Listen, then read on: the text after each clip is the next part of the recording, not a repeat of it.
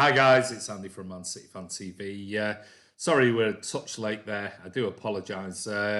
Scott is here, and we've also got Chris. But this is the preview for Burnley on Saturday, 3 p.m. kickoff for a change. But before I bring the guests in, as always, what I want to do is give you a little bit about Tom and his latest update. So I'm going to show you Tom's latest video that is made for Man City Fan TV about his Alzheimer's charity run and how it's going. So I'll hand you over to Tom and then I'll come back. Hi guys, it's Tom here. Hope everybody's doing good. You've just caught me in the evening of day 11 of my run. 2 more days to go. So at the moment we've done 55k. We've hit nearly £1,800 and I can't believe the support. So I'm just having a plea to you guys. We're going for £2,000 donations. If there is anything you guys can do, please, anything, £1, £2, anything. Every pound goes towards that £2,000 budget. Even if we only get 1,900, you know, it's unbelievable and it shows the support. So the links are in the description, and if there is anything you can do to, you know, get that done, get that target up, it'll be much appreciated. Obviously, it's a tough challenge. The first 11 days have gone good, as you guys have seen the videos that I've been sending to Andy and Martin to put up on the channel. You know, it's been tough. I've had support from you guys, from my friends, from my family, from lots of people. So if there's anything you can do, just donate. The links will be in the description. Just Giving page, anything below £5, GoFundMe, anything above £5, and you don't have to do any extra fees either. Just change it to other and then put £0, and then it'd just be the amount. I can't thank you enough, guys. Enjoy the live and up the city as always. There you go. That's Tom. He's doing a brilliant job. Absolutely amazing job.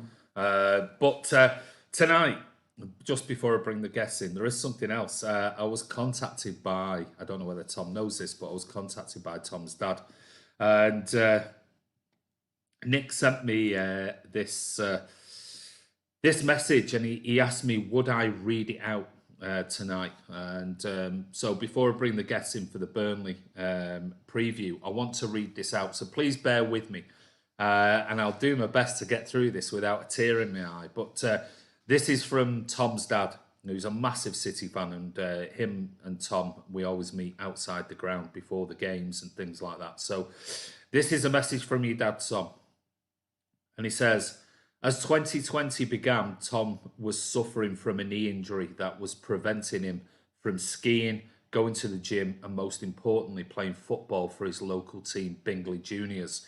There were 2 reasons he was missing his football: playing and having his granddad Vernon at the side of the pitch, proudly supporting him wherever he went. His granddad, a good footballer himself, used to love travelling around, watching his grandson from the age of 5, offering him advice and, more importantly, an arm around the shoulder if the game had not gone well. A smiling face at the side of the pitch that did not go unnoticed by Tom's teammates and their parents. Tom's granddad was diagnosed with Alzheimer's at 65, and although in the later stages he would be less vocal, he was still there and still smiling. We all know what came next: pandemic, lockdown, fear, and that was for those of us without Alzheimer's. To Tom's granddad, his frightening world became even more strange. No hugging, no meeting, no football, and only FaceTime with your family, or at best being sat 2 meters apart in the garden. Visibly becoming more confused, and Tom and ourselves becoming more concerned how we would cope. Lockdown rules, changes have come and gone until eventually resulting in Tom's granddad Vernon having to go into a dementia home. Still, it was a good home, and all the staff at Bingley Five Rise nursing home couldn't help but be charmed by that smile and were wonderful with him to the very end. Sadly, on August the 27th, Vernon Moss lost his battle with Alzheimer's and left behind his loving family.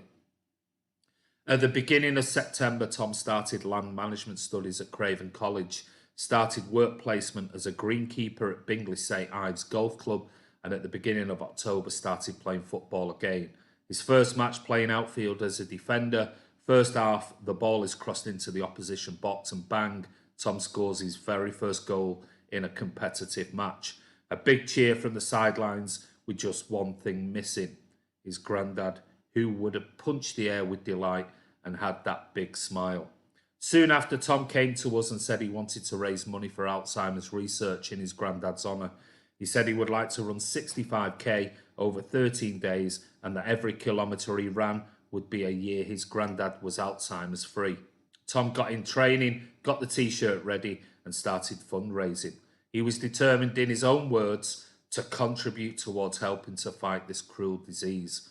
Fundraising was going well, and the start date approached, some of Tom's teammates offering to go on the run on separate days to support him in honour of his granddad, who they remember on the touchline. Kind donations being made with kind words, including from some of those parents stood on the touchline in the past. The running began, t-shirt on, woolly hat on, and water bottle in hand. Tom began his runs past Bingley St Ives Golf Course, where he works through the woods, through the fields, in all weathers, filming videos whilst he is running every day to thank those that were supporting him through any means. When he finishes on Saturday, Tom knows that he's tried his hardest to raise money and awareness for Alzheimer's. He also knows that if his granddad was watching him, it would be with that big smile, that memory, that would be the very reason that has driven him on. Well done, Tom. From everyone that knows you in all walks of life, from all parts of the world, you have given us all that smile that makes every day a better place. And that's from Tom's dad. So I'm choking already. But anyway, I'm going to bring the two guests in. Some lovely words there by Tom's dad. So Tom, I hope you enjoyed that, mate. We've got Chris is on. Chris, how are you? Yeah, a little bit choked myself after doing that. Well done, Tom. Such a done your family proud and your granddad especially. Just well done, mate. Yeah, fantastic, Scott. Welcome to the channel for this preview. But I know your background and I know what you've done. You've done some amazing things for charity, and that all involves running. And if you don't know Scott ran to every away ground for Burnley. He's a Burnley fan, but he ran to every away ground in the 2018-19 season. And I held a charity event in Manchester that I attended, and an amazing thing. So Scott, welcome to the channel, mate. Yeah, thank you. Again, over to Tom. I think I'm living with my father who's got Alzheimer's, and I didn't really raise any money for Alzheimer's during the charity work I did, and so it's something very close to my heart. So yeah, very touching story, Tom. Keep it going, and one day hopefully I'll run some miles with you, can raise some money together. That's great, and keep it up, Tom. You're doing your granddad proud. He is. He's going to have to get his running socks on because I know how many miles you've run. For everybody, because we have got obviously thousands of guests that wouldn't have been on our previous shows and things. Just what was it that you did in 2018-19? Because so I set off from many people here wouldn't know. Yeah, I set off from Turf Moor within days. Yeah, so I ran over 3,000 miles over the season, setting off from Turf Moor prior to every away game. Sometimes it was 10 days before the away game started. Sometimes it was like running to City was a marathon. It's roughly a marathon from Burnley to City. But I ran from Turf Moor to every away game over the 9-10 months of the season. And I raised 60 grand, which was amazing. But that was from people, not just within Burnley, but people, across the football family and the Premier League family, and fans, embraced it from around the country. So it was pretty good to see that, it restores your faith in humanity, which is similar to what this season or this year's done, really, even though it's been a crap year all around. Okay. I think, you've seen so many, I was trying to think this week of the amazing charity stuff that's gone on in Burnley alone, from people doing stuff connected to football, not connected to football, but just bringing community together. It's been fantastic this year to see that. So it's like, it's hard we've just been shoved back into tier 3. It's hard to be, optimistic, but you've got to kind of be sort of look at what's going on. And I think Tom's story today just solidifies that spirit. Does. Absolutely amazing. How's your week been so far, Chris? I haven't spoke to you. I'm just going to change my headphones because I've got a bit of a click in these ones. So how's it been, mate? It's been a better week this week, Andy. I'll just stay quiet. We're echoing. Are we? Should be all right now. Okay. Yeah, so it's been a bit better, mate. Off now till Monday, so just having a small drink to celebrate. You might be surprised. For a change. Oh, hey, what's he on here? It's not one of those bottles from that charity event, was it, Scott? Yeah, I've got a futures marketing beer going on. He did a charity event for the City thing in the centre of Manchester. It was one of those underground sort of beer. What was it? It was brew. My challenge was called the Runaway Challenge, and there's actually a brewery called Runaway in Manchester. So I approached them and said, "Can we have?" It was on one of those infamous FA Cup away days at City. So I thought, well, on that Saturday, we'll have a fundraiser before the game, and I ended up staying there and not going to the game, which I think it was a 4 or 5-0 away. So, on the 3-goal rule, we'd have been back in there at half time anyway. So a good job we stayed. So, but yeah, it kind of winked in well, and we Andy came down and quite a few other people came down. So it was a good day. It was a great day. Right, before we get into the questions, let's speak and say hello to my lord. There's a load of people making comments, so I'll whiz through these. Dupe's on, hi. Jack Lee, hello Blues, hi. Sean Fogarty's on.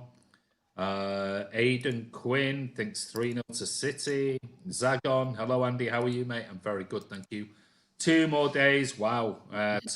Tom's amazing. Mingy Wong's on, hi there Andy, how are you?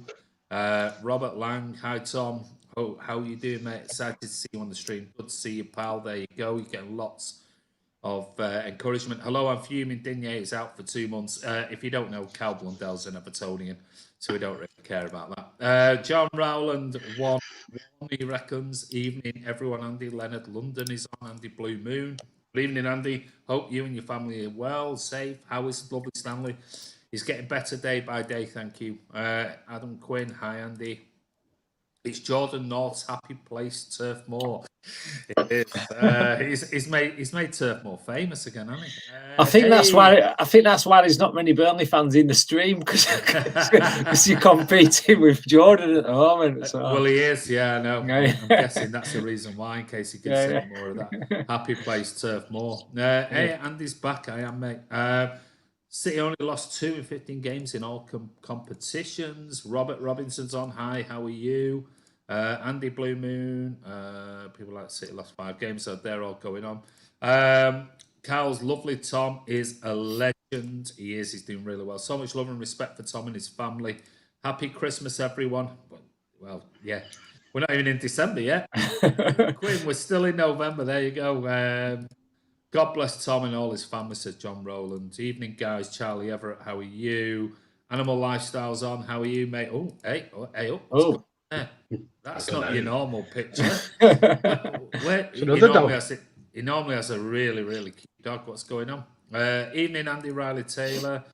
Charlie Everett, Chris, I have the Christmas decorations up now. I know how it feels. Yeah, Chris has got his decorations up in the background. Nothing to do with me. Hey up, guys. Hi to everyone. They're still going up, Charlie. There you go. He's already replied to you. Ronnie Beaver's on. Well done, Tom. Welcome, Scott. Thank you. There you go. What's that? Adam Quinn. Martin is my queen.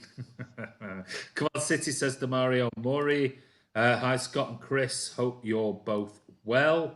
The entire Man City first team trained all together for the very first time this season.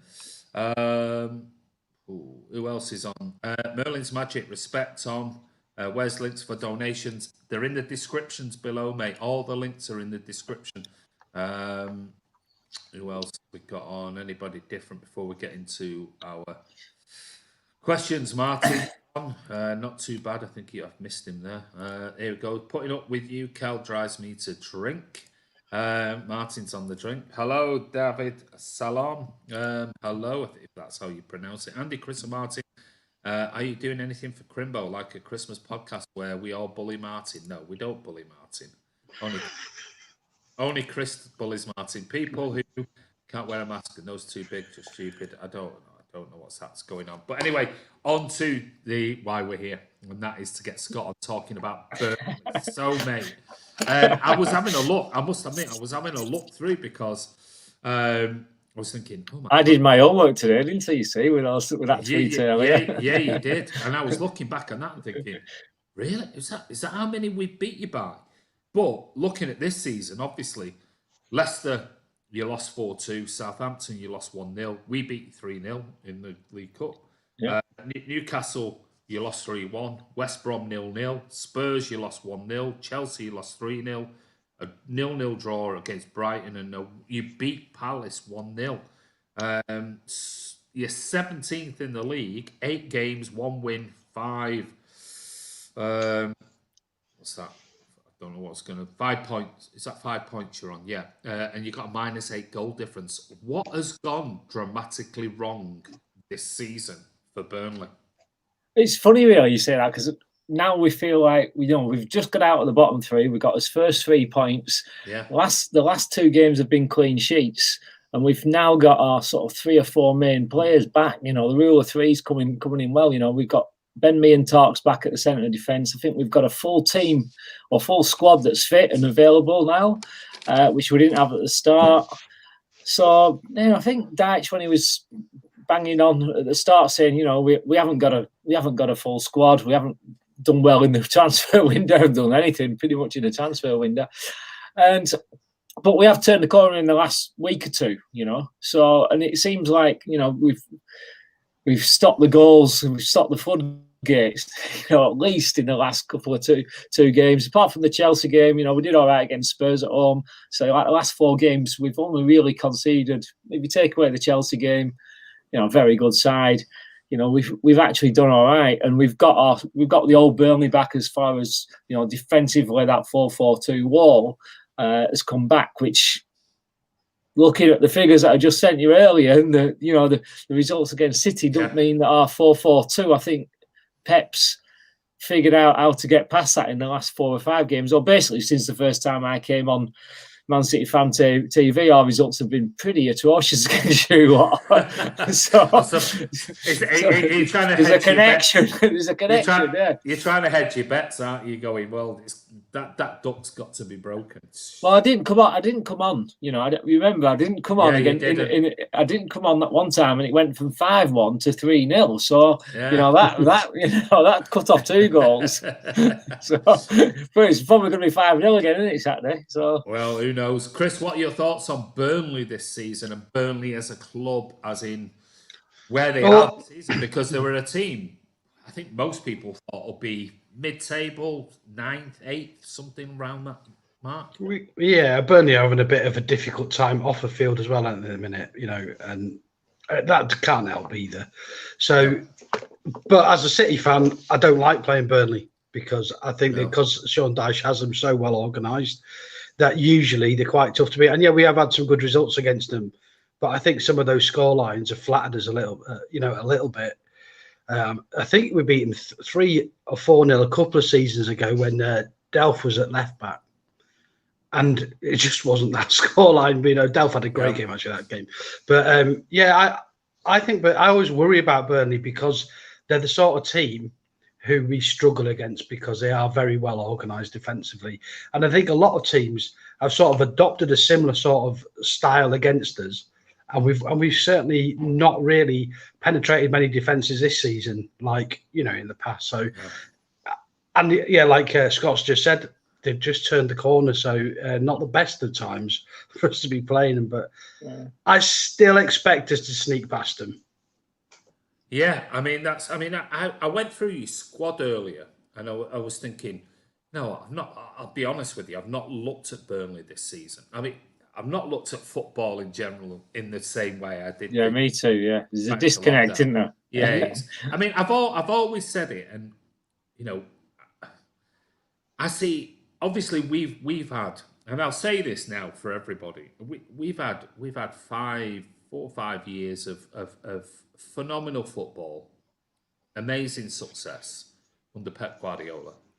Yes, we didn't win the league last season. We haven't done fantastic in the Champions League, and we haven't had a great start for various reasons so far. And this season's going to be a weird season anyway. But what I've found since lockdown is I find it really hard to get upset about a defeat, normally. And that's because I don't feel invested, because I'm not paying the money and paying the time and the travel and the beers and the food and the parking and you walk away £100, £120 lighter after travelling to the Etihad and you get beat. Let's say like we have done. Have you against us ever? No. I'm talking about the Spurs game and whatever else. But I feel like I watch the game at home like any other normal fan who doesn't get the opportunity for whatever reasons to watch football live. And I don't feel as angry. I don't feel as, when I'm at the game and if it's a poor performance and we get beat, I come out of there and I'm like, fuck, and I drive. Yeah. I've got an hour and 10-minute drive, 20-minute drive, depending on where it is, to my house. And I'm all the way, I'm thinking, we didn't play well. We didn't, because I invested so much money, so much time, so much effort. And then the filming and everything we do at the ground. And I found after, during lockdown and not being in the stadiums, like, I don't feel like I've got a right to be so angry and so ever, because I'm not that invested in the game. I don't know. It's a weird thing. Not everyone's the same, but for me, I don't feel like I get angry about it. It's like, well, it's just like watching a game on telly. I don't know how you feel, whether that's changed for you, because I know that, you go to a lot of games. Yeah, similar. Disconnect has been the sort of, like, talk to a lot of my mates, it's kind of like, oh, well, not, it's Monday night, it's 5:30. I'm getting the kids ready. I've just got on from work. Do I really can I really watch it? And I guess with our results, it's kind of made us a bit more lethargic in watching it anyway. But you still, that disconnect from your friends and the whole routine of the weekend, Saturday or Sunday, whenever it is. And I mean, it's no one's fault, is it? But it's just horrible, really, to have that disconnect from the things that's very passionate about in your life. So, and I think like touching back in the off season and the early season for Burnley, there's all these rumours of a takeover, and it's still going on. Apparently, they're still doing due diligence on which deal should they take and what's the standing afterwards. And so, we've got that shadow or that cloud hanging over us. Hopefully there'll be a silver lining. I think Burnley should sell, or I think the current owners should sell. They want to sell, so I think they should sell. But you still don't know whether it's going, whether it's going to turn out right. I think City's obviously buyout has turned out right for the club and for the city in many ways. The serious owners. So will ours go the same way? Will they really cherish, or will they just take us down the same path as Bolton and Blackburn and others, Wigan, etc. So you kind of, we haven't done anything in the transfer window, which I presume is linked to the first issue, and also the COVID issue. It's linked to how much money's coming in. And then we get injuries at the start of the season, and then you're kind of like, oh gosh, do I really want to watch this? And then you're like, we haven't won the first 3 games. Do I really want to watch this? You're talking to your mates. I feel the same, And you've got other things on your mind that are sort of, your family and looking after everyone and your finances, your economy, and everyone's going through that, So I think that disconnect is definitely there. it will come back. You can imagine how it's going to be once we all get back in as happy places, and get on with that, and it's going to be amazing once we can actually, I don't think I'm going to go back in the stadium with these 3,000 or 4,000 people, and I'm not interested really. It's not the same, I'm sure those that will, and fair play to them.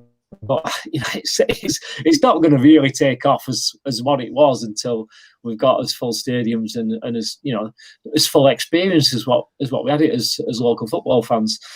Until then, like we've just got to, I guess, we've just got to always survive. We survive in the Premier League, and I think we're chipping away in the right direction now. We've got a good string of fixtures running up until Christmas now. I think we've got.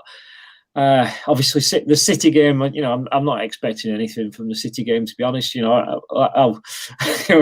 can have a speculator. I think it might be a 2-0 to City on Saturday. But we got Leeds and Wolves and Everton and Villa. We've got difficult games, but they're all teams that are sort of winning and losing as well. All those three started off really well, but they've started to fade a bit now of Everton, Leeds, and Villa. And after amazing starts, and maybe we're in the ascendancy a bit in the way we do things now. So I do think I think we can still turn the corner. I think a couple of players have signed on contracts this week, and but I think with the interesting thing for Saturday is what they do tactically. And if you look at those the results we've had in the last 4 games, and Pep's got Dyche's 4-4-2 sussed at the moment, So can he pack the midfield a bit more? Can he put sort of like play 5 in midfield? And I think that's where it all comes from with you. Can they stifle the Bruyne and the playmakers that create the goals for the guys up front a little bit more? Because I don't think the 4 in midfield for us is enough. It's like put Chris Wood up front on his own and stack the midfield and try and stifle City a little bit. But I don't think Dyche will do that. I think he'll do 4-4-2, and I think he'll carry on. He won't break it. He never has done.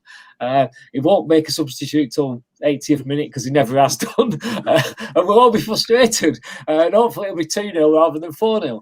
But I think a lot of us would like to see on this, like, you're not going to come away with anything anyway. Like, looking at what we've got, those past results. So, like, maybe try something different. Maybe like, okay, maybe play 3-6-1. Something like that. But, it is the Etihad, isn't it? Not at Turf Moor. You got me thinking earlier. Yeah, it was me. I put in Turf Moor. I don't know why I was thinking Turf Moor. And then so give it a go. Dyche, give it a go. Give something different a go, because really you've nothing to lose now. Pep's had you for the last 3, 4, 5 outings. There was a 1-0 at the end of the season. The season that I did the run in 18-19 season. That's Sergio's goal. Yeah. So you were desperate to win because you were going to win the league. You were going to win the league. Sergio's goal, wasn't it? And a bit of a scuffing. So Sergio's goal. Yeah, and like we defended us hearts out all that game, and you had so many chances that you missed or scuffed or were deflected or whatever. But it was one of those games that I think our defence turned up because the whole world was watching, and you eventually got over the line because you needed it to win the league. Yeah. And that was the only exception to the rule. Any other game's been sort of like this time of year, no one's really watching, like in the sense of like the larger scheme of things. But it's interesting now because you've qualified for the knockouts. You've got Fulham, I think, the game after us. So you're playing in Europe again on Tuesday. So I'm thinking, well, maybe, and your league position's not great. Like you've been great in the Champions League, but not great in the Premier League this season. Yeah. So I think Pep will be he'll have his full team out on Saturday to win this one, because not like, I need to rest anyone for Tuesday night or for the week after now. You play United the week after that, but that's still 10 days away, isn't it? Yeah. For you, we rested Kevin De Bruyne and Raheem Sterling on Tuesday. So last night. Last night, yeah. Raz played, didn't he? Raz, well, he didn't start. Raz didn't start, did he say? He played, didn't he, last night? So, I didn't. Do you know what? I didn't. I was working last night, so I didn't see the game. But I thought Raz started. Did he? I don't know. I think so. Bits of the game last night, so that's why I was only skipping in and out of it. I thought he was he. Did he start last night? He might have done. But Kevin was rested last night, wasn't he? Yeah. For the game. But Chris, what's your worry about the way City are playing at the moment, going into Saturday? How long we got? Well, and this sounds really daft, doesn't it? Because Scott was thinking, what are these lot whinging about? But the pace we are playing at is just so. Laporte was rested. Sorry, John Laporte. That's right. It was Laporte rested. Yeah, we are so slow at the minute. It's doing my head in, and we're talking about this disconnect from not going to games as well. I totally feel that too. But I find it really frustrating as well, because I find in some of the decisions that are being made really wind me up. And I'm really happy with our goalkeepers. I'm happy with our right backs. I'm happy with our centre backs, and that's about it. Everywhere else, we've got players out of form. Bernardo, Mahrez, and I think Raz as well. I'd put in that group, who are all very talented players. Haven't been in form for quite a considerable amount of time now. And I whereas Scott's expected us to put our best 11 out, or a very strong side, I'm sure he will, but we have no idea who he'll pick. I think Mahrez could come back. He got rested, or he came on a sub, didn't he, yesterday? I could see him starting, and he's not produced anything this season. Bernardo's not really done much when he's come on. But my real concern is in that centre in midfield. It is so slow, and that's going to benefit Burnley, especially if they're going to play a defensive game, because they're not going to push onto us. That's been one of the problems, hasn't it, this season with teams that have.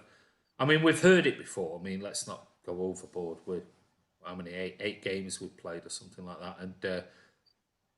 It's been, but teams have sussed us out and they've sat deep and they've done this, and we've always overcome it in the past. But this season looks, because it's a weird season, it looks like teams that do sit back and 5, 6, 7 at the back and then just pack that area. We just struggle. We really have struggled without, especially if they score first. And that's one of the biggest things. A goal does. We really struggle. Because I think that's where we can possibly 3-6-1. Yeah, 3-6-1. I think we can. When you look at Burnley on set plays, once we have a set play in your half, and we can float the ball in, the big guys goes up. You go back to business as usual with Burnley, and you can nick a goal. And if you do get that first goal in the first 15 minutes, then as Palace found out, we can hang on pretty well for quite some time. And it's a lot of our game is about the first goal, but it's very difficult with the City side because you've got such a big squad. As a non-City fan looking in, you've got such a big squad, and as an opposing team or as an opposing fan or even as an opposing manager, you don't really know who's going to be on the team sheet, until maybe Thursday, Friday press conference, where Pep might say something. So even if you know the style of play, you don't really know exactly who's going to be playing. And when you know that, let's be honest, we haven't got sort of Usain Bolt in our midfield, have we? So we don't really move the ball that fast. We go backwards before we go forwards up for the second play quite a lot.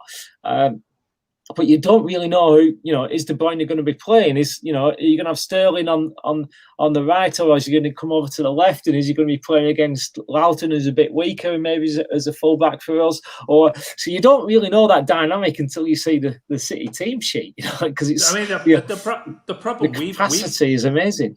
The problem being is that you've made a point there about we've got such a big depth squad. I mean, we have had a lot of injuries, and we know it's the same for everybody coming back. I mean, Kevin De Bruyne said the other day after the Belgium game or wherever it was, he turned around and said, look, we had 7 days pre-season, and most of us have been on international duty as well. And there's no rest. There's absolutely no rest. Yeah. This nation League and everything else. There's been no rest for the players whatsoever, and squads like yourselves compared to us, and you go, boo hoo! Look at the squad you got. The problem being with us, we have got, you look at our squad on paper and go, oh, look at a plethora of wonderful players.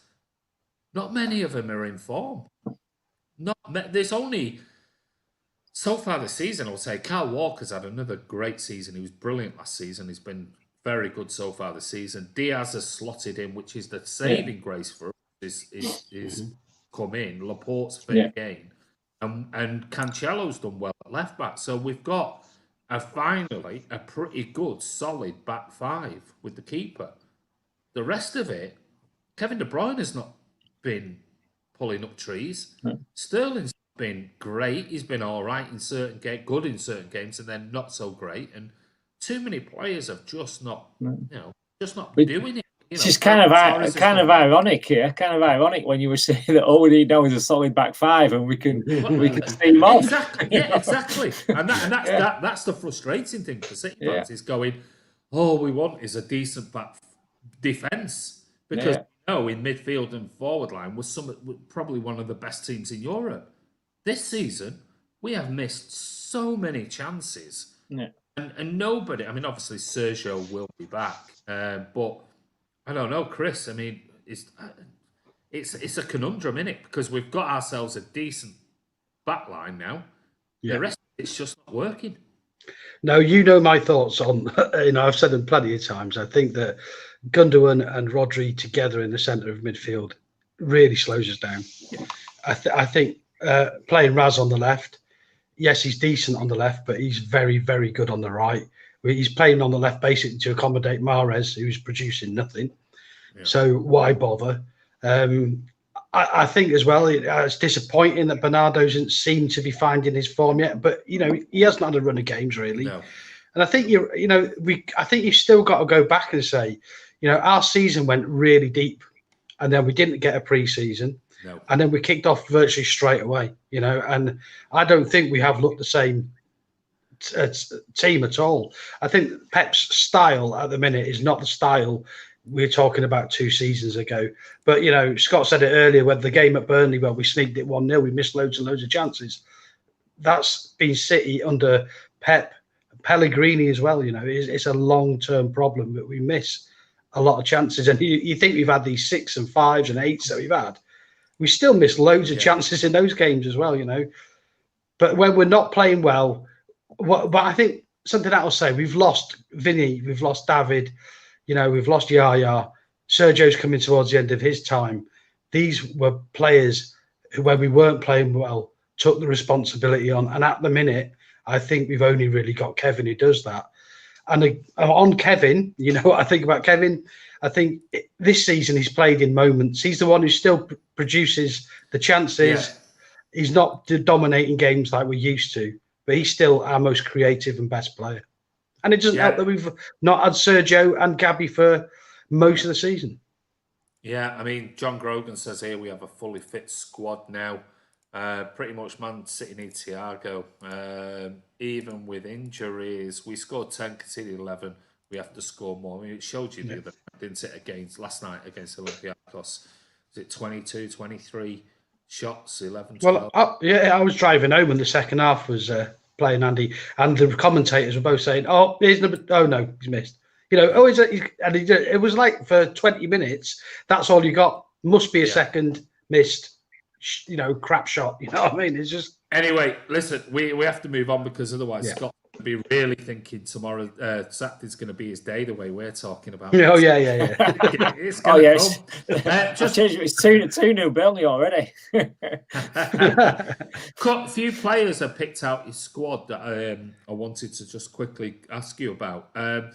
You were notorious of having 2-3 top-class goalkeepers. Now, at the moment in your squad, you've got Nick Pope, and you've got a guy called Will Norris and somebody called the best name in football. He should be a rugby player. Bailey Peacock Farrell. What's that all about? How he got out of the old counties, became a Northern Irish, I'll never know. So Nick Pope, still as good as he was, because he is a good player, a good goalkeeper. Yeah, I think like everyone, he's had a bit of a he's had a couple of like slips in the last couple of months, but I mean he showed his class with that save on against Palace on Monday night, and hopefully he's all right. I just saw in the chat here that Pope's injured, but Peacock Farrell's pretty good. I mean he's played really well for Northern Ireland as the Northern Ireland keeper, so he gets a lot of first team games in the international scene, even if he's not playing first team football. So I think when you look at, we sold Heaton, and then obviously Joe Hart's moved on as well for different reasons. But when you look at us producing keepers and sort of, we sold Heaton. I think that was a good bit of business at the end of it because Port was the younger keeper. How much did you get for him? It's about 8 to 9 million, really. I think maybe there's a bit more on the end. And then he was injured. He injured his shoulder at Burnley, actually. At Burnley, he came back. He got a rapturous reception back at Burnley and injured himself in that first game. But Peacock Farrell, I think, is a great replacement for the future. So, I mean, I can't really see. Good at passing the ball, is he? Well, that's it. It's sort of our rugby style of play will be pretty good. But when you look forward to the European Championships this summer, if Pope gets, he'll be in the England squad. Maybe he'll get past. You're not thinking he will get past. What's his name? Butland. No, not Butland. Get past. Pickford, yeah, that's what it's called. England's number 1, Pickford. Yeah. Oh, what a joke. I forgot all about him. Cal's going to give me a load of grief now. I didn't think... I've not watched international football for a long time. Really, is he still our goalkeeper, Pickford? Yeah. But Pickford, I think Pope will come out this summer quite well, whether he's played in the first team or not, and we'll get 30 million for him or something around that. So it's eventually Pope will go. He's a good goalie, so he'll go. Go to a bigger club than us, which is so we get 30 million out of him. I'm not too fussed in the sense of you look at Peacock, Farrell, you can't laugh here, can you? Farrell, Peacock, and you've got a good replacement there. I think he's, Leeds fans will give him a bit of stick, but Leeds is our feeder club in the last few years, really. So you, well, they are. We've got 3 or 4 ex-Leeds players, and they all come pretty good with us, even though they, probably not done that well there. So I think he's a good replacement for Pope once the time comes, which will be hopefully later rather than sooner. But with the way that things are going internationally, I think Pope will move probably by the end of the season. Maybe Tarkowski will probably move. Maybe miss that chance for 30 million on him, but Well, I've got a few other players. Just give it a go on. Let's go. Yes or no. Thumbs up. Yes or no. Tarkowski. Yes. Done all right. Ben Mee. Oh, definitely yes. Yeah. Ex-City. Ex-City. Yeah. Why McNeil? It's been a bit off the boil a bit. Definitely yes for me because he's a young player. I think he just went 21 yesterday, the day before he turned 21. So he's a young player. I want to see him in that 6 midfield. I want to see him in the centre of midfield. Is it decent? He played in the England under-21s about less than a year ago, and he played. They played him in the centre of midfield, and he's absolutely fantastic. And I think this is the chance. And he's played for Burnley once or twice where Dyche has put him centre midfield. And I think that's where his talent lies. He just seems. I think people have got his number because he's our standout sort of attacking player. And I think managers have homed him on that. Palace, they were like 2 or 3 on him every time he touched it on Monday. So I thought, he's not really getting the freedom he has. I think in the centre midfield he could do a little bit more than he does out on the left, or he swaps sides. He's kind of like a Sterling without being Sterling, if you know what I mean. Ashley Barnes. 4 years ago, yes. No at the moment this season. Yeah, 4 years ago, yes. I mean, he's a Burnley icon. He's a hero. But I mean, he's kind of like go-to in some sort of way. But I think his time's been and gone. To be honest, so I think it's we need to push beyond. Yeah. Jay Rodriguez. Again, Burnley legend in many ways. Burnley lad, born and bred, and and I actually think he played really well. I think I'd rather have Jay with Chris Wood up front than Barnesy. Well, that was my last one. Chris Wood. What's he's the only go-to guy at the moment. Isn't he? 2 goals. Right, he's great. He's great in the 10-yard box. Yeah, you know what I mean. He doesn't really score many from outside of the 10-yard or the 6-yard box, but you like he can knock 10, 11 goals in for your season, and he will do it. Barnesy pretty much did that same last season as well. But I think Wood has just got that knack of being in a bit more in the right place at the right time. He doesn't really do much else or seemingly do much else, but he wins free kicks. He drags players out of the system. I think Dyche talked about that quite a bit. You know, you think Wood's not doing much, but he will actually drag the centre halves away from the rest of the play, and purposely on offside all the time, which sort of like stalls play and sort of makes the ball come back to us maybe. And so, you know, I think Wood's pretty key. And at the moment, especially in big games like this or a bit against better teams than us, you know, I think like that sort of 4-5-1 with Wood up front is a bit more realistic, because Jay can drop back into a bit more of a wing role than Jay Rodriguez can drop back a bit more than say Barnes could. Yeah, so I think that's kind of and Vida as well. Vida's got that excitement to him that you can play him in a I think a 4-5-1 a bit better. But I'm not Sean Dyche. I'm not Sean Dyche, am I? Well, that's my last sort of like point on this was he's coming into his 9th season now at Burnley. 2012 became your manager. Are you still happy as a Burnley fan with Sean Dyche and what he's doing with the club? Or do you think if you were to get a new owner, it might be time for something new, a new approach, fresh start, blah, blah, blah, blah, the usual stuff? No, I'm sort of fully bought into the Dyche empire. I think it's I support Dyche 100%. I'd like to think that the new owner would support him 100%. I think he's been, instrumental in lots of different developments in the club. As of the outgoing, the outgoing sort of director, and I think I'm not against the current directors, but they've shown, they've shown that they want out. I think they want to retire. They've taken it as far as they can, which when you look over the last 5 or 6 seasons since. Even since 2010, but particularly since 2015 onwards, it's been pretty phenomenal, really. Where where Garlic and sort of and the rest of the directors have taken us to. So, but I think they've shown interest. They want out. So, and I think they've got the reason why there's a stalling sort of in this deal is that they really have the best interests of the club at stake. And the sticking point of that, as soon as you hand over 50 plus 1%, you don't have a say. Yeah, in any legal entity like that, as soon as you go 50, as much as you want your best interest to go forward, we want to keep the ethos of the club together. As soon as you go 51%, any notification you put down to the contrary is ripped up in essence. Yeah, so I think that's a kind of real sticking point for Burnley and those guys selling it. I'd like to think that is anyway. I'd like to think that that's why this taking so long with these 2 potential buyers that are in. In the meantime, we just sit and wait. Yeah.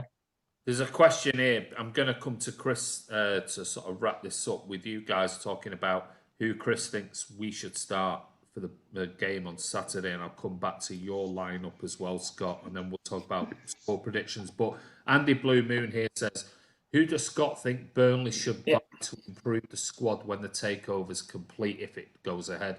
And who would he like, if anyone, in a Burnley shirt? Obviously, we're not talking Messi and everything else, but who do you think, realistically, you should be, let's say you need at Burnley right now, the type of players that you think you're missing? Well, I think there was quite a few players in the last window that were available that we could have potentially gone for, and and I think it will be time bound of who we go through in the next window. So who becomes available, who gets relegated. So there's some very decent players coming out of Bournemouth and Norwich that we could have gone for, and there's which would have fit that kind of mould for Dyche. So, like particularly, pinning certain players down, like mates were going, oh yeah, Danny Welbeck, we should have got him. We should, there's a lot of attacking players. Like for me, it's more midfield. I think it's more that the strikers will put shots away, if you can push it through you. But I think Burnley's actually ratio for scoring is not too bad. We actually do put that was his garbage. So like if our strikers played for you, you'd be all right, I'm sure. But but if you look at sort of our midfield, I think it's I love most of our midfielders. I think like Bruyne, the new guys, coming really well, but he's still not that step up, sort of. So to actually bring in an old hand, sort of 30-year-old Premier League pro that's maybe like the end of the tether, one of the top 6 clubs, who that might be and who's available at the time, I'm not sure who that might be. You missed out on David Silva. Yeah, well, the Burnley connection in Barcelona weren't that great, and but you look at what Joey Barton did for Burnley as a driving force in the midfield, and sort of I'm sure City will have some sympathies towards Barton. But here's one. I'll throw one at you then. He's on a free. Jack Wilshere. Like I'm not particularly yes for Jack Wilshere. I mean, maybe he could, at Burnley, but he don't seem to me as like he's that driving force of the midfield who'll drive the team forward. I don't think we've had a midfielder that's been a dominant midfielder that's sort of, a Yaya Toure or someone that's gone like, right, okay, this is my team. I'm in charge. I'm driving the full team forward from the midfield. And I don't think we've had that someone that I think, we've got that at the back, with Talks and me, when those two are back in and you're like, they're solid, you're pretty sure that, like, maybe not against City, but you're pretty sure that we're not going to leak many goals. But you need that same sort of enforcer in the midfield that's got the experience and got the, Stephen Defoe was almost getting there, but got too many injuries. He was probably the best midfielder we've ever had since the 60s. But so you're thinking, well, we had that ambition to sign someone who was a qualified international player that had, like played for Belgium, now the best ranked team in the world internationally. And Defoe was amazing, like the best thing I've ever seen on Turf Moor for a long time. So like we can sign someone of his ilk, we can convince someone of his ilk to come, but we need who it is, I'm not sure. My knowledge of football probably isn't that wide to actually put the pink finger on, but I think it needs someone to really drive that midfield team forward, and a centre midfielder for me would be, all respect to Jack Cork and everyone else in there, but like, if we are going to sort of really solidify in the centre of the Premier League, then I think that's what we need. I think some of our kids would be perfect for Burnley. The likes of Tommy Doyle and those, if they're not going to get games at City. Yeah. And I think Andy, that's more perfect for your type of team. Yeah, and I think that's probably as realistic where it's going to come from. We're going to come from the youth. Like I was out watching the Burnley Shadow Youth team in Nelson and Corn College the other day, and there's some cracking lads out there, and you're just thinking, we've got an academy. We're up to the Stage 1 academy now, so we've got the proper status. We've got the people want to come and play for us. This.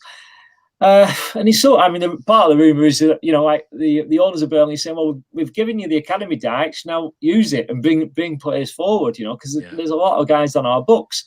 But like, if you're dripping off, Liverpool, Everton and United and City's academies as well, the guys that don't quite make it, sort of like the mates who are Phil Foden's best mates who didn't quite make it, they must be pretty damn good, you know what I mean? I don't know who those lads are, but they must be some good ones, like within all those 4 or 5 clubs. They're all close to us, yes, they're all living round here, they're all in this neck of the woods, Yeah, well, I mean, I know it's one of Chris's big bugbears. Chris, real thing about we have some fantastic youth players that are in England internationals and just not really getting a sniff at City. And I don't know whether you want a quick word on that one, Chris.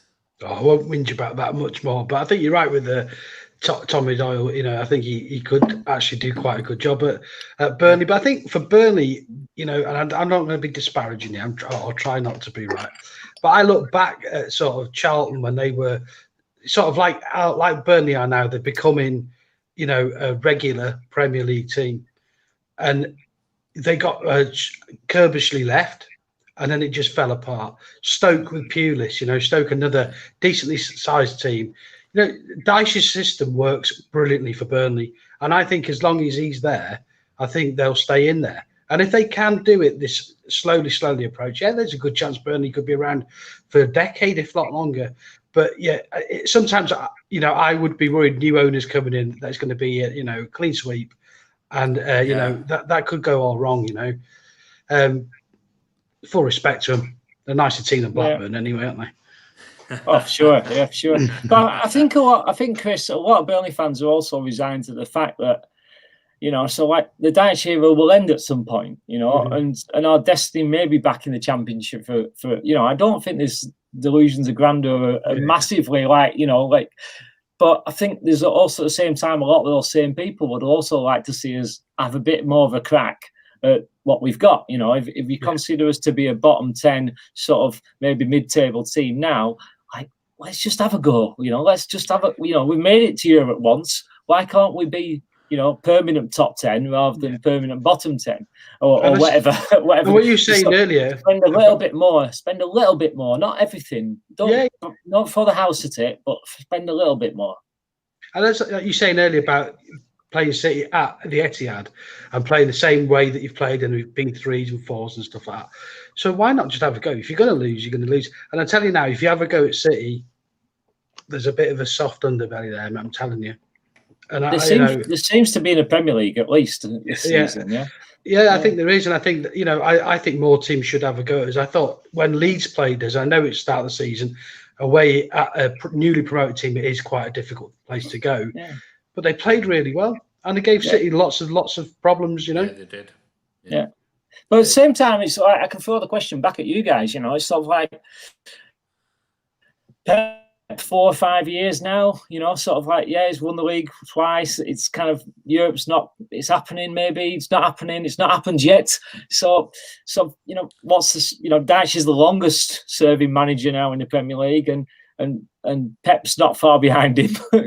So like no. And there's a lot bearing now on the Messi situation. There's the election at Barcelona. Will Messi come next year, or will Pep even go back there? Will they convince Pep to go back there? That's one bid that one of the new budding directors at Barca's putting forward. So how do you see City's future now under Pep or not under Pep, or sort of in the next year or two? Well, he has just signed a 2-year extension to his contract. So, and if he sees that out, I'm sure I've read somewhere he becomes City's second longest serving manager, which is just like Joe Mercer, I think. Yeah, I think it is, Joe. And you think, wow, that is when Pep came and he was going for 3 years. We kind of resigned that. So if he's going to do 7, brilliant. And I'm glad he's committed because there was rumours that it was going to be a rolling 1 year.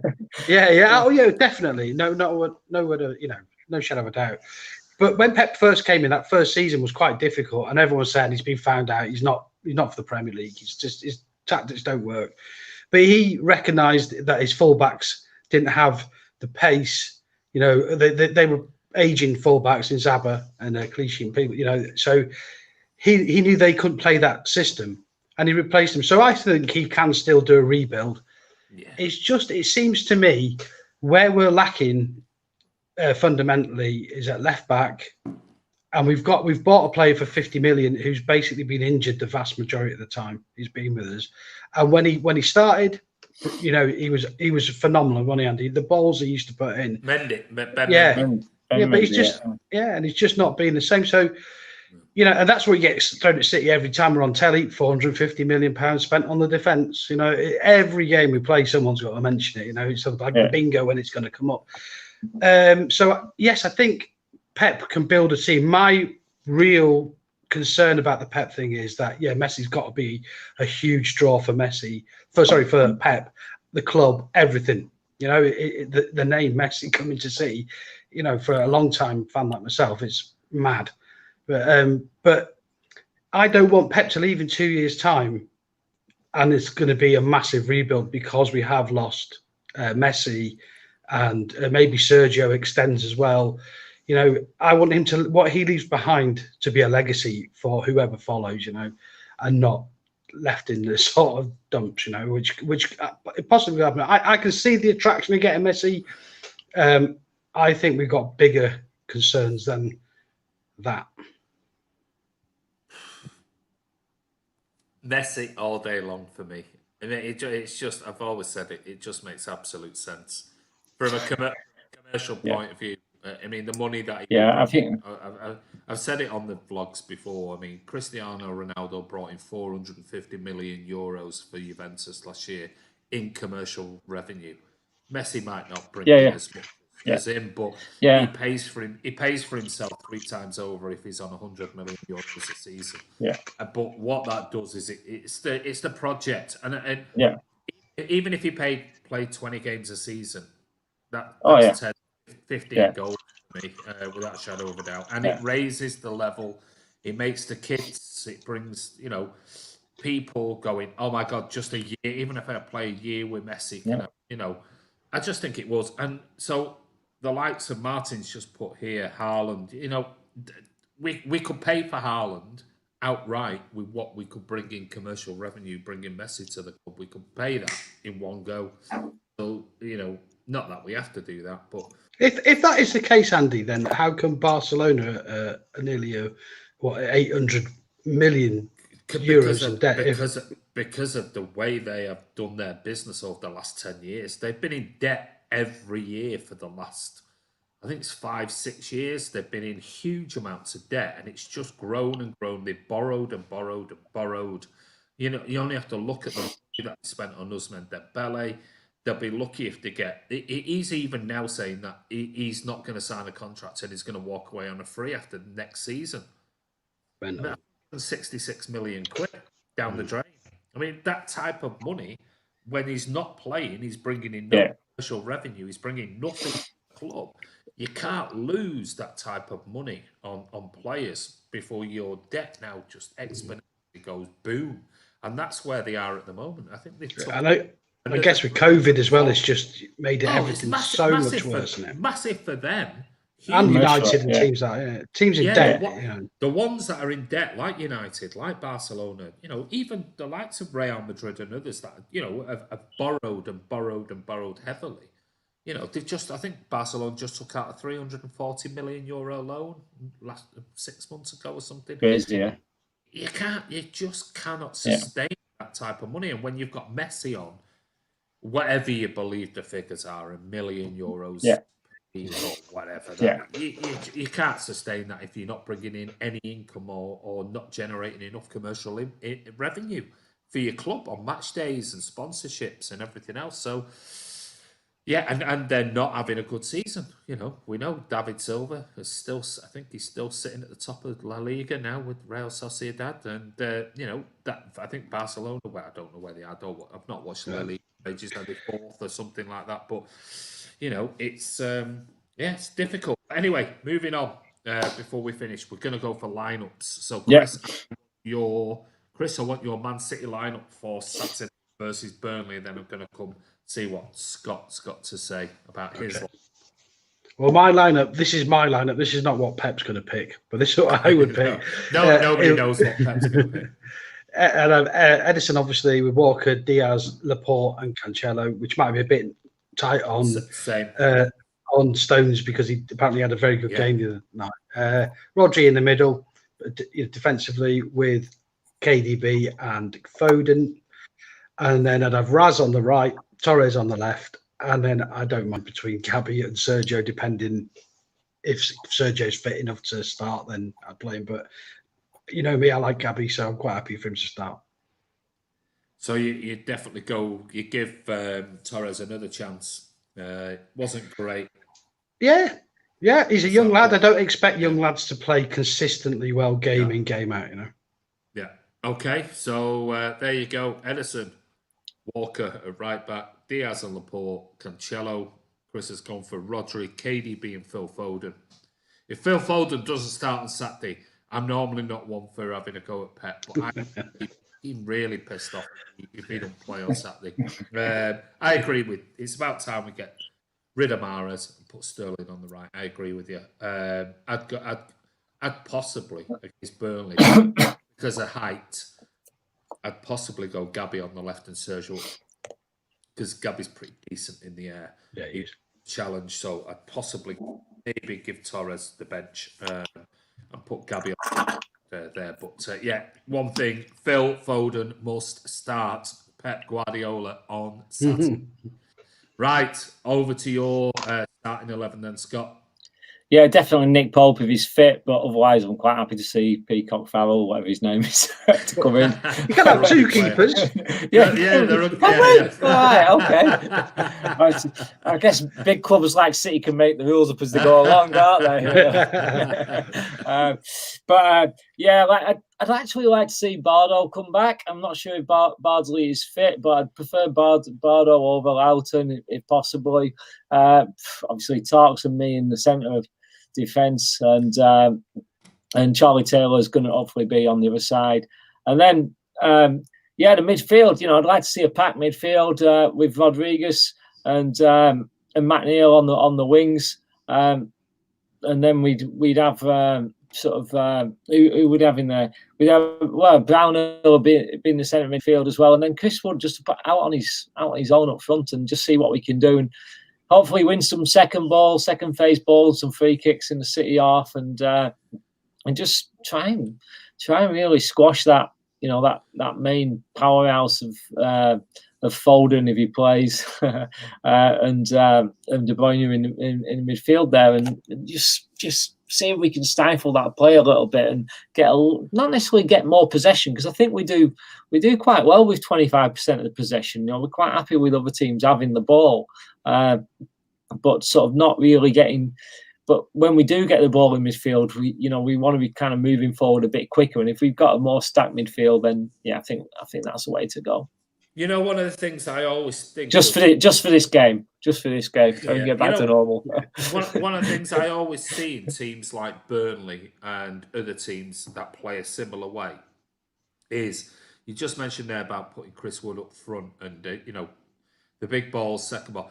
One of the things that I do find that teams struggle with against City is they're scared of committing any of them. If you play one up front or two up front, whatever, is committing their midfielders closer to the likes of Wood or Rodriguez or whoever. If you're going to play a big ball up, City tend to either win the first ball or they definitely win the second ball. So the knockdowns, City are there, and there's very few of the midfielders brave enough to go big ball over the top. I'm going to go and follow Woods. I'm going to go and get that. And I see so many teams do that, with the big ball over that. If like Chris said, if they were a bit braver and go, right, I want two of you to commit when the ball goes over the top to Woods or whoever, Barnes or whoever it is, two of you go and commit, and one of you needs to win that second ball, and then we're in their third. But it always, many 90% of the time, it seems that teams do that. The forward might win the ball, but City just pick up the second ball and they're back on the break again. And I think if your midfield was to be brave against City and play that way, well, you've got more chance of playing in our third than you have sat back and trying to hit us on the break, because I don't think you've got a quick enough team. I agree, Andy, and I think that's why it should be an attacking five midfield rather than a more defensive side. So I'd like to see Brownhill pushing more forward, and so I'd see Rodriguez and McNeil together in that midfield more on the wider sides, pushing forward to support Wood, as opposed to sort of just having Barnes in the pocket, which they don't really, because they're not really that pacey between them. Barnes can't pick up from Woods, and Woods can't really pick up from Barnes. It's kind of like, you either get a break and you get straight clean through, or you don't. If it's going forward, you might run onto that ball, but if it's behind you, it's like I said, there's a no man's land between the 4 and the 2. Sometimes, and you don't fill that space. I always feel with teams like Burnley, it's like goal kick, corner kicks, free kicks. It's like it's a massive bonus for you. It's like a Kevin De Bruyne through ball for us. Yeah, that's like a penalty for us.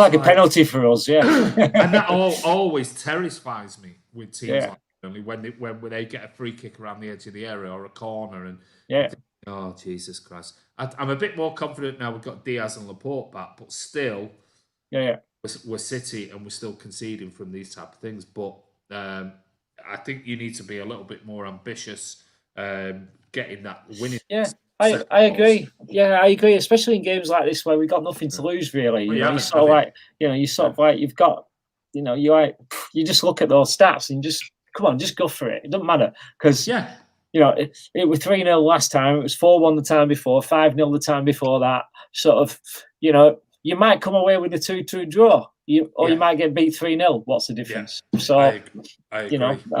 So I think Dyche can afford to be a bit more adventurous in this. And he was kind of dipping into that a little bit when his squad was really threadbare at the start of the season. We had a couple of unknown sort of youth players on the bench and no one really knew who was going to start. And he was kind of, he had to do that.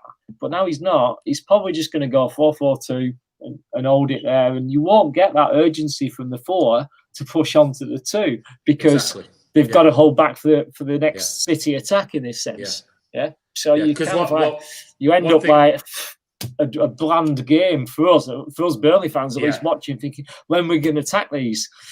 And if you don't attack them, you don't get anything, do you? So one thing we can do is we can break quickly. We can break quickly because we have got pace, and that's one thing I think that might be the difference on Saturday. So you've just answered your own question there. So why aren't you pushing forward more as a team? Because you attack quickly. So that's why you have 2 banks of 4. So we won't be attacking quickly, Andy, if Rodri, Gundogan and Mahrez no, they won't be. But it's that old motto, isn't it? The old SAS motto: "Who dares wins." You've got to. Sometimes you've got to risk. Yeah. You've got to manage risk, and you've sometimes got to risk things to reward. So. On to finally. And when the last 6 games says 4-1 goal and against 23 goals, then it's worth risking, Andy. I'm with you. Listen, if Andy Dyche for me, Andy Dyche. There you go. You could get beat 1-0. Even though Chris looks a lot more like Dyche than Andy does. I'm working on the voice. Here he comes. On to you, Chris. Right, Chris, this is final question, score predictions. So, what's your score? Well, I feel a bit naughty now because Scott's told us his score prediction right at the start, and that was mine. I think we might win 2-0. Okay. Scott? I'm sticking with that 2-0 City. I think we'll do all right. I think we'll put in a good defensive display with this 4-4-2, and I think realistically that's what will happen. I think I don't think we'll get trounced 4-0, but 2-0 City. Well, I tell you what, I'd be well happy with us scoring 2 goals at the moment. It would a clean sheet and 2 goals. It'd be absolutely amazing the way we're playing at the moment, or the way that we're taking chances in particular. Andy, can I ask Scott a question? Yeah, of course you can. Yeah, absolutely. Yeah. Scott, so I'm one of the first to this, but I think VAR is totally against City, right? You probably see it completely differently. But I went on one of the Clarence forums earlier to see what Burnley fans were saying. And I saw something written down. I don't know if this is true because the fans written it. But since VAR has come around, Manchester United have been awarded 23 penalties via VAR. And Burnley have been awarded 2. Do you think the top clubs, and I'm not including Man United in that, are awarded more than teams who are lower down? Well, I don't think VAR has changed that, because prior to VAR coming in, there used to be a Twitter website of Burnley had a penalty yet, and it was like after every game it was no. And I remember running to somewhere I was running. We were playing Southampton at home, and Burnley got a penalty, and it was the first time in 21 games, and that was prior to VAR coming in. Mm-hmm. So whether it's we want to hate on Man United, fair play. I don't really hate on Man United. It's like Old Trafford. We get more points at Old Trafford than anywhere else in the country at the moment. So I don't mind Man United, but I don't think it's changed that much. Maybe there is a bias towards, maybe the referees still have a bit of a bias. But I think it still plays itself out. I'm still a bit on the fence really with VAR, and that I think it needs to improve. I think it should be there, but I think it should be. It's like an infant school at the moment, isn't it? It's infant VAR, and we need to get it to tertiary VAR as soon as we can. Really, and I think that's going to take some time before they actually find the feet with it. And maybe Man United will be the winners of it in that infancy period. Sort of like they're in the infancy of their transition, aren't they? So maybe they'll be the winners of the VAR or penalty thing. But for Burnley, I think we've probably had as many goods and bads, positive and negatives through VAR as far as I can see. Everyone has a laugh and a joke about it when it comes out. When you're on the game and sort of like VAR and VAR or whatever. But I don't think ours has been like. I think we've had as many sort of. Yeah, I don't go on those forums, so I don't really know what those. No, I just want to see what people are saying. I would recommend don't go on the Burnley forums.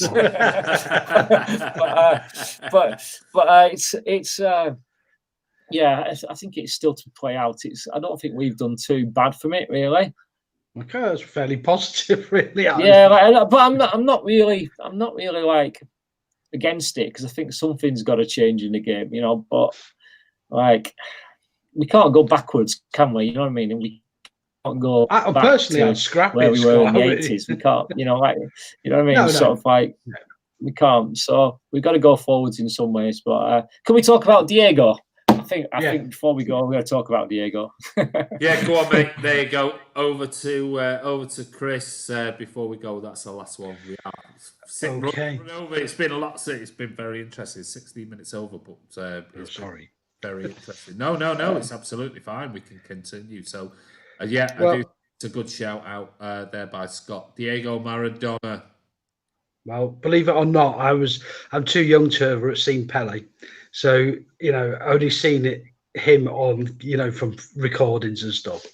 But I did live through the Diego Maradona era. And I think in England, some of the papers today are just dreadful, showing the hand of God goal, and the name hit villain and cheating this. Diego Maradona was he was a flawed genius, He had some character traits that might not have been the great, but on the pitch, and some of his traits off the pitch were just fantastic. But as a footballer, I don't know. I don't think there is anybody even close to him. And I've always think to myself, Lionel Messi and Ronaldo have played wonderfully well for an extended period of time. Something maybe Maradona didn't do as long. But Maradona wasn't surrounded by world-class players in the teams he played. He took Napoli to the Scudetto. He took a team, now I can tell you players who played with Pele from the Brazilian team, so I never saw him play. Yeah. The team 86 at Argentina, it's Maradona and maybe a couple of others that I can remember. But it's him. He dragged his country and his club to a World Cup and to titles. And I think he's just an unbelievable player. I watched a bit of a clip of him on the BBC today where he was playing for Barcelona, where it didn't really happen for him. Yeah. But one of the goals that he scored, honestly, the vision. And another thing about him as well is, he wasn't playing on pitches like what they are these days.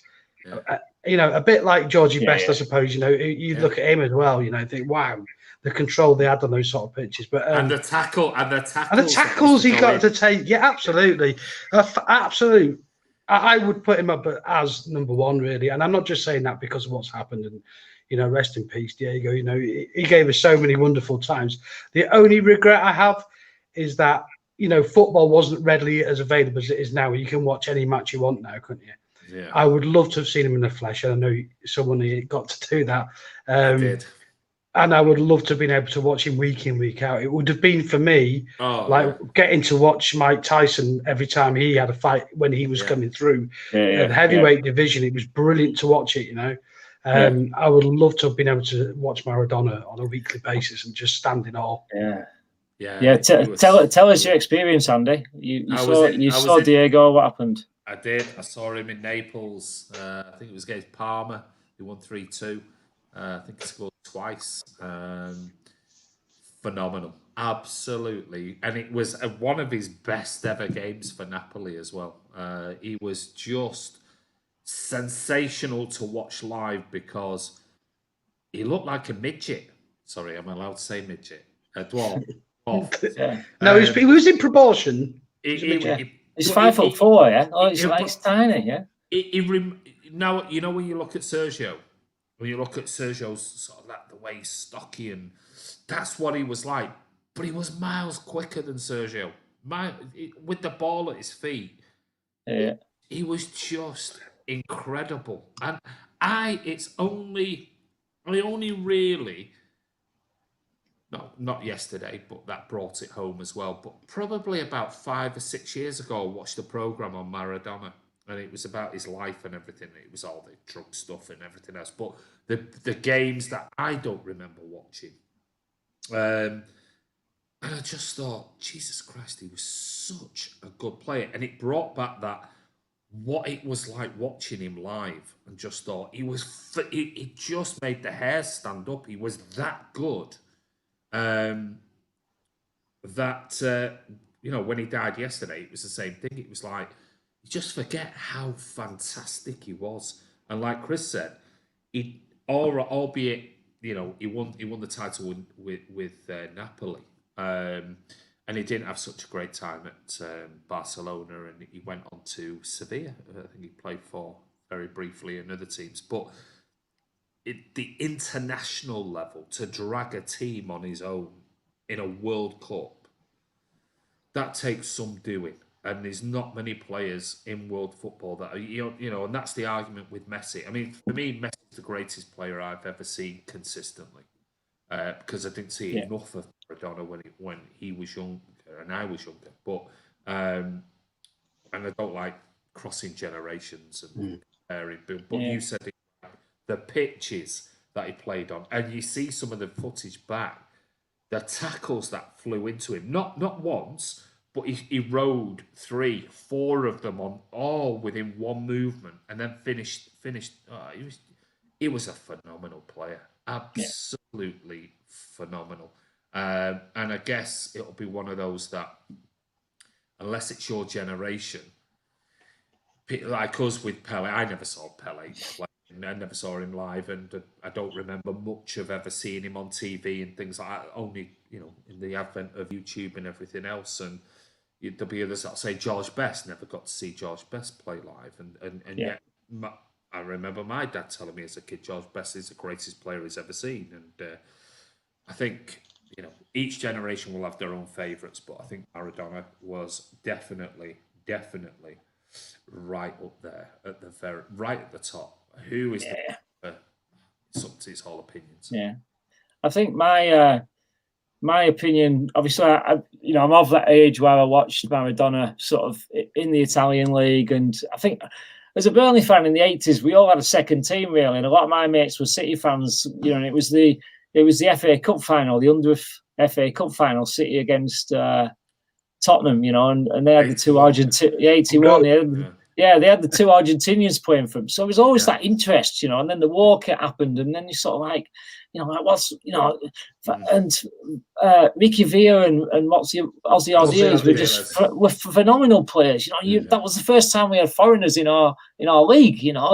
Roughly at that time, there was a couple of Dutchies, I think, but you were like, wow, who are these guys? And then Maradona came along, and you were just like phenomenal. And then the game after the Hand of God game, the Belgian game, you think, there was a second goal first, and then the Belgium goal, and you're like, no, this is real, And then you watched him on the Italian and with Naples, and you're just like, wow. But for me, what cemented it, I went to Argentina traveling a couple of years ago, and some of the nicest people I've ever met on the planet. Argentinians they're sort of like Eurocentric, but they've got their own. They're similar to Italians, but they've got their own sort of passion for life and stuff. And they were so embracing to, I thought I was going to get my head kicked in everywhere I went, but they just couldn't wait to meet English people. They were like sort of, oh, brilliant, and it always boiled down to a football conversation. I remember being in a bar, and I'd had dinner with all these people. So, you start goading each other, and you're like, come on, man, sort of like,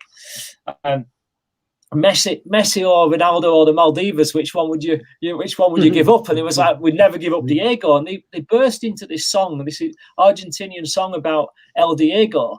And I was like, oh my God. I'm like, there was a couple of other English lads in the room, but that was it. And there was like 15 Argentinians singing this El Diego song. And I thought, my God, he really is a national icon. Like, you wouldn't, Messi, even Messi's not touching him.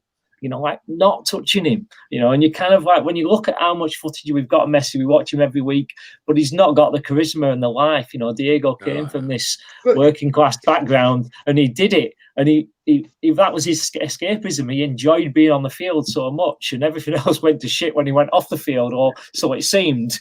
But it was the magic on the field that, like, was bringing people out on the streets in Argentina today, and you're just like, wow, he's, we were lucky to see that, kind of like maybe best Gaza's the nearest we've got to it, maybe Cantona, as the same affiliation for the red side of the city for you lot, but kind of, none of them will even get close to what Diego was, so yeah, maybe that's where we should be. It's gone at 60 seems too soon, but my God, he left an impression.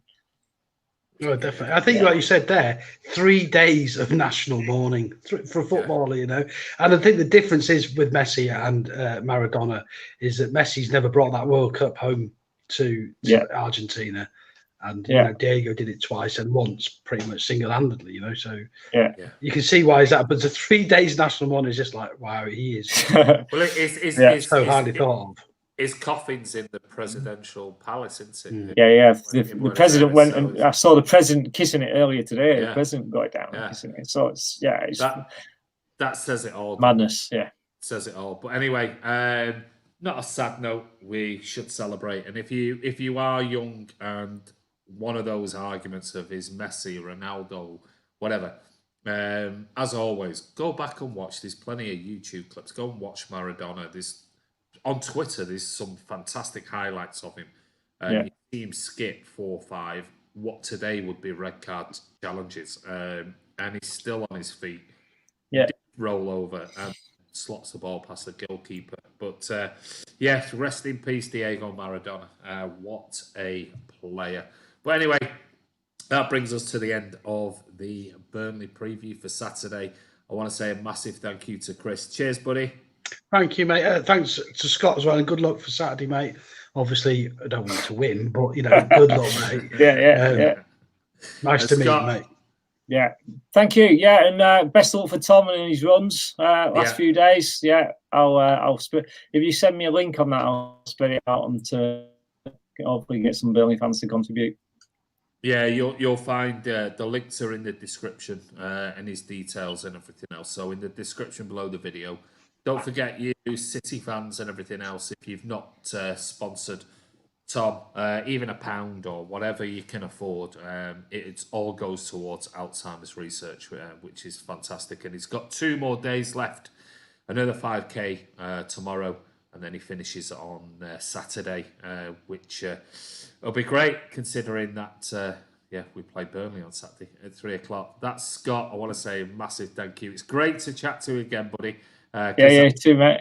We haven't spoken. I ducked on the last one. You did, so it's been a while since we've got together, but it's a shame it's not at the Etihad. But anyway, I wish it was. So Scott's details, his Twitter account, if you want to go and follow him, is in the description below as well. So anyway, excuse me. This is Andy from Man City Fan TV. I want to say a massive thank you to the guys for coming on. Thank you for all your comments. We were talking. There was so much we were talking about there. I didn't manage to bring all of your comments. I am going to finish on one though, and that is Tom is actually here. I'm not sure he was on before, but he's come on at the end. Brilliant show, lads. Thank you for all your kind words at the beginning. Scott will take you on. They'll take you up on the running once it all gets back to normal. Rest in peace, Diego Maradona. There you go. There's a challenge, mate. You're gonna have to do. You're going to have to be doing those 65k in 2 days, mate, if you want to keep up with this fella. But there's a little bit of motivation for you. But this is Andy from Man City Fan TV. Don't forget to subscribe, hit that bell icon. We'll be back tomorrow for the Friday night social. But give it a thumbs up. Don't forget to subscribe and hit that bell icon. And we will see you tomorrow night. Thank you to everyone who's commented. Thanks to Scott. Thanks to Chris. We'll see you soon.